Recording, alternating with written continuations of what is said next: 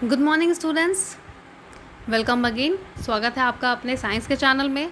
Subscribe your science channel to receive the notification of all the video class. Okay student, now today this class is for 6th standard student and आज हम revision करेंगे। जैसा कि आप सब जानते हैं, आपका फर्स्ट टर्म एग्जामिनेशन आने वाला है। आई होप आप सब ने तो अभी तक कंप्लीट कर लिया होगा सब कुछ पढ़ के। ठीक है, सिलेबस क्या है आपका फर्स्ट टर्म एग्जामिनेशन का? Chapter number first and second third. जिन बच्चों को अभी भी नहीं क्लियर है उनको मैं बता दूं, 3 चैप्टर आ रहे हैं फर्स्ट एग्जामिनेशन में। आपके टोटल कितने क्वेश्चन होंगे? 40 क्वेश्चन होंगे। कितने मार्क्स के? फर्स्ट टर्म एग्जामिनेशन में आपके 40 क्वेश्चन रहेंगे 50 मार्क के। ठीक है, 40 क्वेश्चन रहेंगे जो कि 50 नंबर के आएंगे और सारे के सारे क्या होंगे? MCQ, मल्टीपल चॉइस क्वेश्चन आएंगे आप लोग के एग्जाम में, जिसमें एक क्वेश्चन रहेगा, उसके 4 ऑप्शन रहेंगे और उसमें से करेक्ट ऑप्शन में आप लोग को टिक करना है।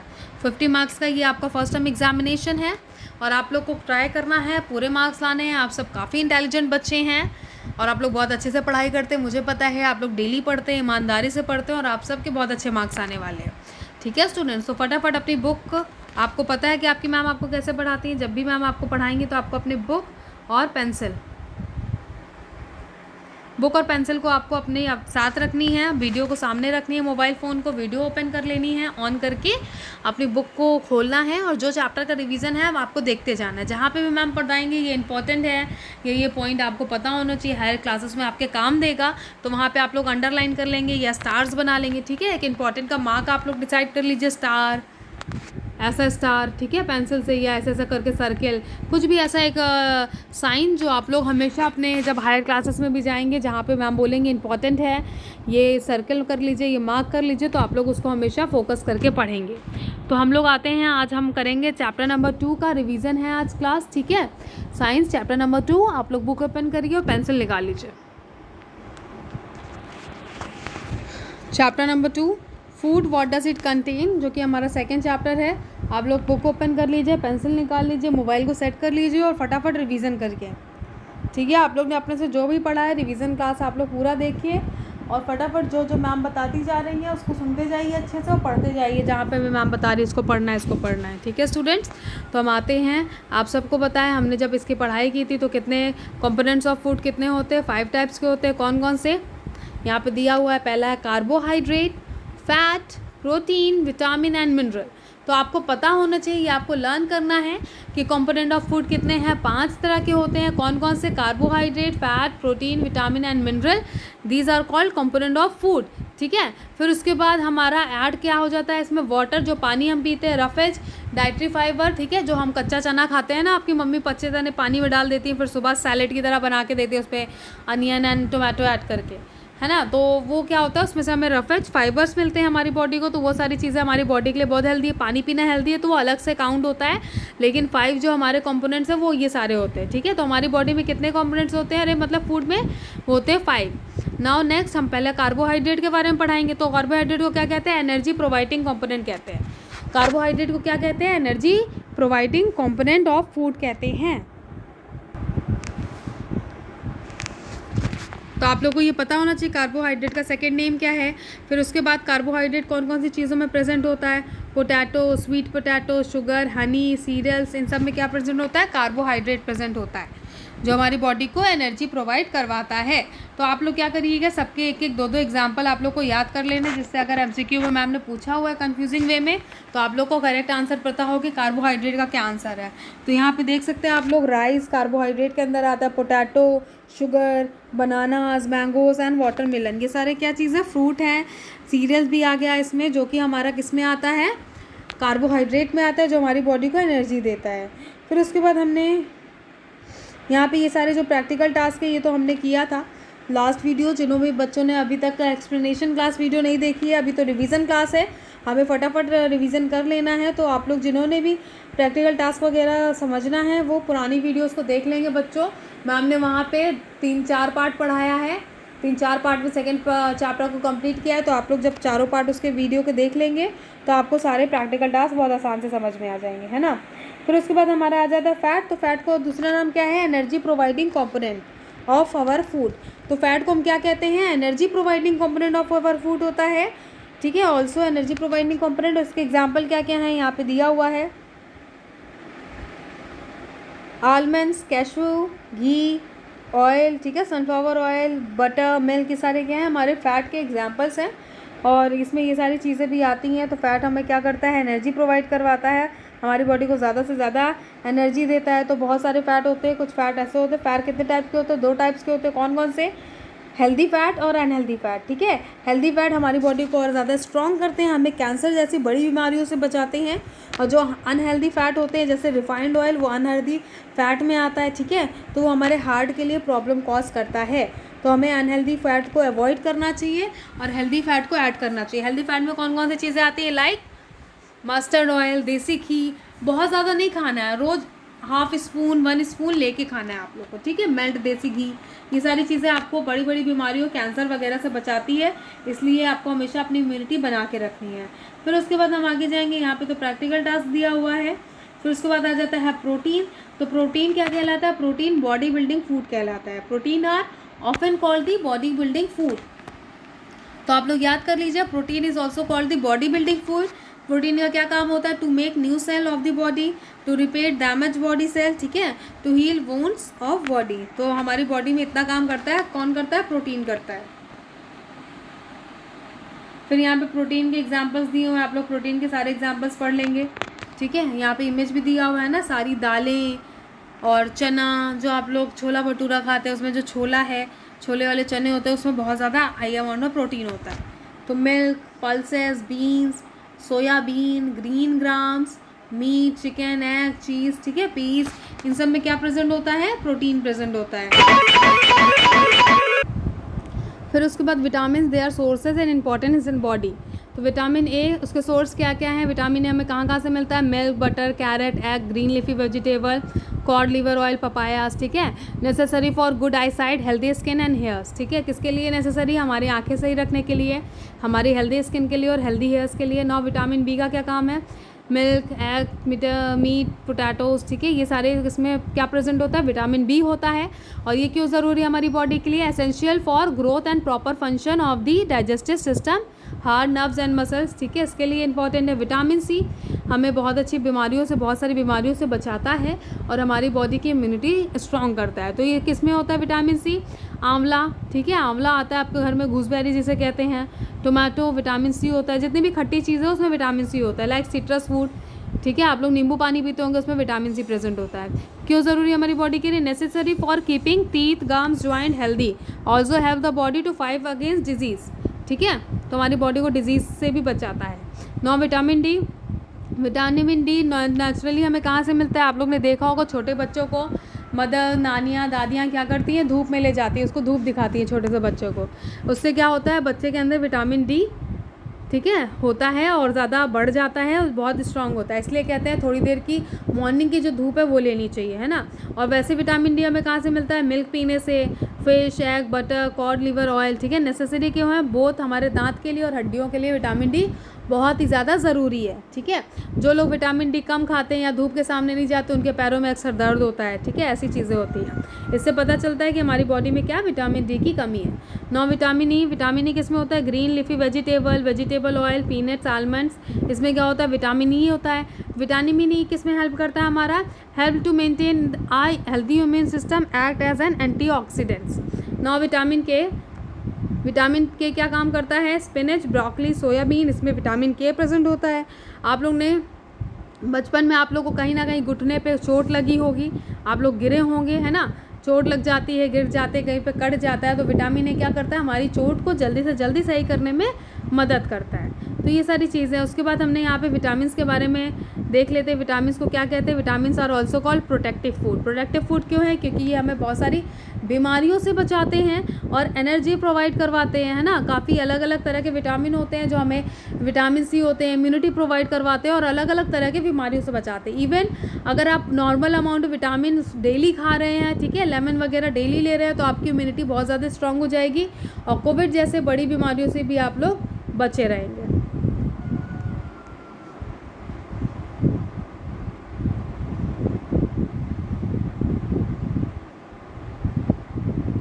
यहाँ पे दिया हुआ है सम सोर्स ऑफ विटामिन, कौन कौन से, egg, cauliflower, papaya, carrot, orange, Indian gooseberry, आंवला, स्पिनच, ये सब क्या है, सोर्स ऑफ विटामिन है। फिर यहाँ पे हमने जो बच्चों ने क्लास रेगुलर बेसिस में मैम के साथ की है उन्हें पता है कि विटामिन कितने टाइप के होते हैं, 2 टाइप के होते हैं। कौन कौन से, वाटर सॉल्युबल विटामिन और fat soluble vitamin. Water soluble vitamin कौन कौन से होते हैं, vitamin B and C are water soluble vitamin, ठीक है। This vitamin dissolve in water and B and C vitamin को क्या कहते हैं, वाटर सॉल्युबल विटामिन कहते हैं। Now what is fat soluble vitamin, तो ए डी ई के, इनको शॉर्ट फॉर्म में एडेक भी पढ़ते हैं, ये क्या कहलाते हैं, फैट सॉल्युबल विटामिन होते हैं। फिर उसके बाद हम लोग मिनरल्स में आ जाते हैं। मिनरल्स क्या करता है हमारी बॉडी में, हमारे बोन्स को, टीथ को स्ट्रॉन्ग रखता है। हमारी बॉडी में जो ब्लड में हीमोग्लोबिन प्रेजेंट होता है उसको और ज़्यादा डेवलप करता है, ठीक है, सिंथेसिस करता है, मतलब ज़्यादा से ज़्यादा हीमोग्लोबिन होगा तो हम ज़्यादा से ज़्यादा हेल्दी होंगे।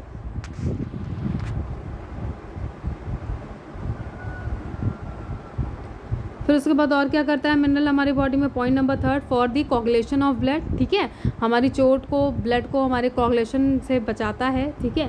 फिर 4th पॉइंट क्या है, for the proper function of muscles, nerves, thyroid gland. तो मिनरल्स हमारी बॉडी में बहुत सारा वर्क करते हैं। तो मिनरल्स कौन कौन से होते हैं, कैल्शियम, हमें ऐसा खाना खाते रहना चाहिए जिसमें ये सारी चीज़ें प्रेजेंट हो, जिससे हमारी बॉडी में मिनरल्स मेंटेन हो, like calcium, phosphorus, iron, iodine, sodium, potassium, ठीक है, ये सारी चीज़ें हैं कैल्शियम रिच होती हैं। कैल्शियम किस में रिच होता है, मिल्क में, चीज़ में, तो ये सारी चीज़ें आप डेली बेसिस में मिल्क पीते ही हैं। फॉस्फोरस किस में होता है, मिल्क, पेलेट्स, बाजरा, बनानास, तो यहाँ पे दिया हुआ है सारी चीज़ें, है ना। फिर उसके बाद यहाँ पे देखेंगे सम सोर्स ऑफ मिनरल्स, तो आप लोग को ये डेली बेसिस में लेते रहना चाहिए जिससे आपकी बॉडी में नॉर्मल अमाउंट मिनरल्स का बना रहे और आप लोग हेल्दी रहें। मिल्क है, एप्पल है, चीज़ है, ग्राउंडनट एंड बनानास, ये क्या है, सोर्स ऑफ मिनरल है। फिर उसके बाद water, water has no nutrition value but is essential for life to exist. A person can live without food but several weeks without water is it's not possible at all, ठीक है students. तो बिना पानी के रहना possible नहीं है। आप लोग बिना पानी के 2-4 घंटे तो रह सकते हैं, पर पूरा दिन रहना, एक हफ्ते तक बिना पानी के रहना, वो पॉसिबल बिल्कुल भी नहीं है।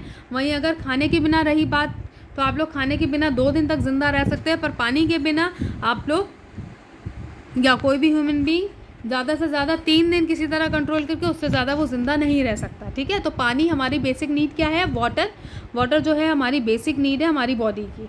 नाउ फर्स्ट पॉइंट क्या है इसका, transport digestive food to the body cell, absorb nutrients from the digested food, transport important substance within the body, remove waste product from the body, maintain a constant body temperature, prevent dehydration in the body। तो यहाँ पे आप देख सकते हैं कि पानी कितना सारा काम कर रहा है हमारी बॉडी में, ब्लड के अंदर, बॉडी के अंदर, बोन्स के अंदर। तो हमें कंटिन्यूसली पानी पीते रहना चाहिए। दिन भर में कितनी 12 ग्लास वाटर हमें लेना चाहिए, बच्चों को भी, बड़ों को भी, ठीक है, जिससे आपकी वाटर इनटेक, अगर आपने बहुत ज़्यादा स्वेटिंग की है, बहुत ज़्यादा स्वेटिंग वाला काम किया है, तो उस दिन हमें ज़्यादा पानी पीना चाहिए, क्योंकि पानी हमारी बॉडी के लिए बहुत ज़्यादा ज़रूरी है। पानी हमें बहुत सारी बीमारी से भी बचाता है। तो यहाँ पे दिया हुआ है एक दिन में कितना पानी पीना चाहिए, 2 से 3 लीटर पानी पीना चाहिए। लेकिन अगर आप ज़्यादा पसीने वाला काम कर रहे हैं, धूप में जाते हैं, कुछ वर्क से आपके पेरेंट्स जाते हैं, तो उनको ज़्यादा पानी पीना चाहिए, क्योंकि पसीने के थ्रू पानी हमारी बॉडी से निकल जाता है। तो कौन कौन सी चीज़ों से हमें पानी इक्वल अमाउंट में मिल जाता है, लाइक पानी तो हम पीते ही, आप लोग दूध भी पियेंगे तो वो पानी का ही काम करता है, ठीक है, as a water, strong water. Coffee है, जूसेस है, ठीक है, ये सारे वाटर्स मिनरल्स का भी काम करते हैं। आप लोगों ने देखा होगा कोकोनट वाटर मार्केट में आता है, तो वो भी बहुत अच्छा मिनरल और वाटर का सोर्स है। नाउ नेक्स्ट पेज में आते हैं हम। नेक्स्ट पेज में आ गया रफेज। तो रफेज क्या होता है, रफेज चने वगैरह में प्रेजेंट होता है। आप लोग देख सकते हैं यहाँ पे सोर्स ऑफ रफेज देख लीजिए, पॉपकॉर्न है, ओकरा, भिंडी, ठीक है, और रोस्टेड ग्राम्स, कैबेज, ये सब क्या है, सोर्स ऑफ रफेज है, जिससे हमें रफेज मिलता है। डाइटरी फाइबर हमारे मेंटेन होते हैं। फिर उसके बाद यहाँ पे है हमारा बैलेंस डाइट। बैलेंस डाइट मतलब होता है आपने प्रॉपर अमाउंट में मिनरल्स भी खाया है, विटामिन भी खाया है, प्रोटीन भी, कार्बोहाइड्रेट भी। जब आप कंपोनेंट ऑफ फूड कितने होते हैं, 5 टाइप के होते हैं, carbohydrate, fat, vitamin, minerals, protein. इन सब को जब आप नॉर्मल अमाउंट में खाते हैं, आपके बॉडी में बैलेंस बना रहता है, ठीक है, तो आप लोग हेल्दी रहते हैं। फिर यहाँ पे देख सकते हैं आप, जो ज़्यादा वर्क करते हैं जैसे लेबर है, या जो लोग जिनके पेरेंट्स ज़्यादा वर्क करते हैं, हार्ड वर्क करते हैं, शॉप देखते हैं, या इधर उधर पैदल चल के मार्केटिंग करने जाते हैं, उन सबको बहुत ज़्यादा ज़रूरी है ज़्यादा से ज़्यादा खाना खाने की, या ज़्यादा से ज़्यादा प्रोटीन, मिनरल्स, विटामिन लेने की। ठीक है, यहाँ पे लिखा है नीड मोर फूड और मोर कार्बोहाइड्रेट, क्योंकि वो जो लेबर होते हैं वो बहुत ज़्यादा मेहनत करते हैं, फिजिकल वर्क बहुत ज़्यादा होता है, तो उन्हें ज़्यादा खाना खाने की ज़रूरत होती है। तो ये सब छोटी छोटी चीज़ें जो आपको बताइए। Now cooking of food has two main beneficial effect. खाना पकाने के बहुत सारे इफेक्ट है। पहला तो आप सबको पता है कि खाना पकाने से जो उसमें बैक्टीरिया, फंजाई वगैरह रहते हैं वो डाई हो जाते हैं ना। Cooking improves the taste of food. Cooking करने से खाने का जो टेस्ट होता है वो इंक्रीज़ हो जाता है ना। Cooking makes the food easier to digest. खाना पकाने से हमें खाना खाने में ईजियरली क्या होता है, डाइजेस्ट हो जाता है। वही अगर आपको पहले के ज़माने में जो आदिवासी होते थे वो कच्चा खाना खा लेते थे, पत्ता वगैरह, तो आप लोग को अगर ऐसी लौकी खाने को दे दी जाए तो ना आपको टेस्ट मिलेगा और वो आपके बॉडी में बहुत ही हार्डली डाइजेस्ट होगा। इसलिए कुकिंग करना ज़रूरी है, जिससे हमारा टेस्ट भी अच्छा आ जाए और हम खाने को ईजिली डाइजेस्ट कर सकें। फिर उसके बाद यहाँ पे हमने देखा था कि खाने को हमेशा क्या करना चाहिए, सेव करना चाहिए। और बहुत सारी ऐसी भी चीज़ें हैं जिसे हम बहुत ज़्यादा कर देते हैं तो हमारे खाने से बहुत सारे विटामिन चले जाते हैं। फिर रिपीटेड वॉशिंग, अगर आप बहुत ज़्यादा सब्जियों को बार बार धुल रहे हैं, उससे क्या होता है, उसमें से हमारा न्यूट्रिटिव वैल्यू कम हो जाता है।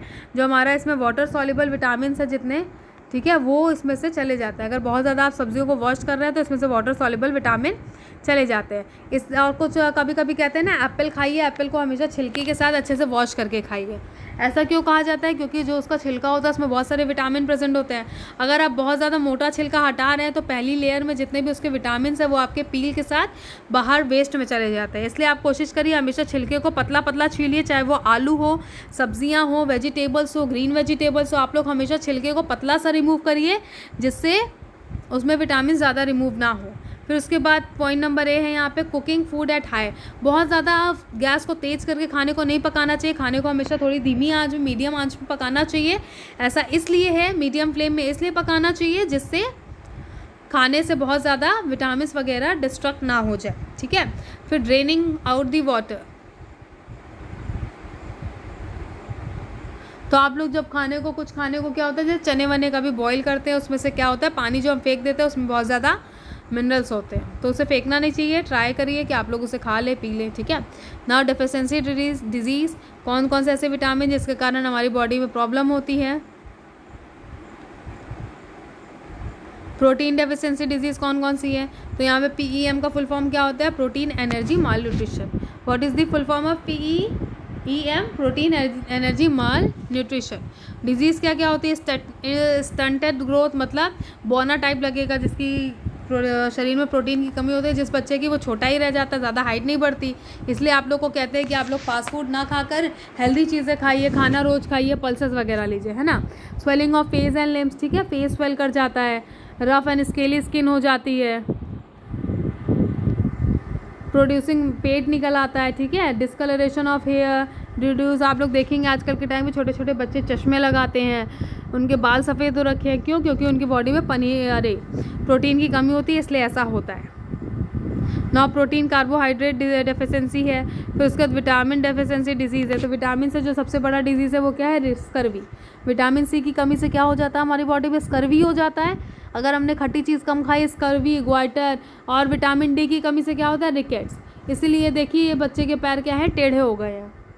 टेढ़े क्यों हुए, क्योंकि इनकी बॉडी में क्या है, विटामिन डी की कमी है। इसलिए कहते हैं कि जो आप विटामिन डी है उसको प्रॉपर आप लोग धूप वगैरह जाते रहिए, घी, देसी घी खाएंगे, उसमें से कहाँ क्या मिलता है, विटामिन डी मिलता है। नॉन मिनरल डेफिशिएंसी डिजीज़ क्या क्या है, यहाँ पे ये चार्ट दिया हुआ है।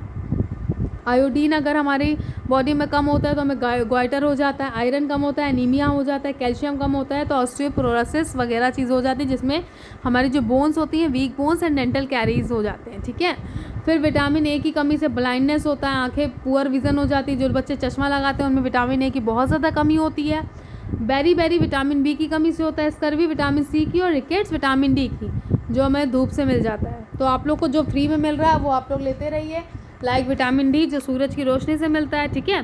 फिर उसके बाद यहाँ पे कीवर्ड्स दिया है, तो ये सारी चीज़ें हमने अभी पढ़ लिया है, सारी चीज़ें हमने पढ़ ली है और राउंड अप के पॉइंट भी देखे हुए हैं, आप लोग भी देख लीजिएगा एक बार। एक्सरसाइज से पढ़िएगा, बाकी क्वेश्चन जो है मैम ने चैप्टर के बीच से भी बनाया है और एक्सरसाइज पार्ट से भी बनाया है। नाउ आज की क्लास हमारी यहीं पे एंड होती है। इसके आगे का पार्ट हम नेक्स्ट वीडियो में पढ़ेंगे। थर्ड चैप्टर का रिवीजन हम नेक्स्ट करेंगे। 27 का आपका एग्ज़ाम है और अगर आप लोग कोशिश कर सकते हैं, जो मैम ने पुरानी वीडियो एक्सप्लेनेशन के बनाए हैं आप लोग वहाँ से भी क्लास कर लीजिए, ठीक है, वहाँ से देख करके। पुराने जितने भी बच्चे मेरे साथ ज्वाइन है, आई नो कि वो सब बहुत इंटेलिजेंट है, उन सबके फुल मार्क्स आने वाले, क्योंकि उन्होंने कंटिन्यूसली मैम के साथ लग करके ईमानदारी से पढ़ाई की है। सो स्टूडेंट, आज की क्लास हमारी यहीं पे एंड होती है। Thank you.